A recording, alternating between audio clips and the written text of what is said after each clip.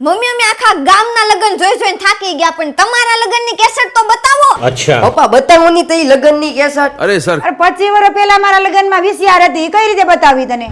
VCR માં નહીં તો CD માં તો બતાવશો ને.